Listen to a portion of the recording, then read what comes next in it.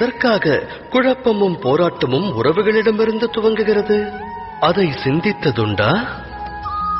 ஒருவரின் மேலான எண்ணங்களை உறவினரான இன்னொருவர் புரிந்து கொள்ளாத நிலை வரும்போது, முழு மனதோடு அதை ஏற்காத போது போராட்டம் துவங்குகிறது. அந்நிலை அதிகரிக்க அதிகரிக்க போராட்டமும் வலுக்கிறது.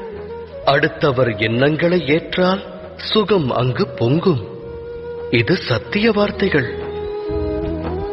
அலைபாயும் தனது எண்ணங்களுக்கு மனிதன் கடிவாளமிட்டு மற்றவர் மாற வேண்டும் எனும் பிடிவாத எண்ணத்தை விடுத்து அடுத்தவர் நலனுக்காக தன்னை மாற்றுவதற்கு முயற்சி மேற்கொண்டானேயானால் அதன் பிறகு அவன் உயிர்வினை பெறுவதோடு உறவுகளுக்கிடையிலும் ஆனந்தம் பெருகும்.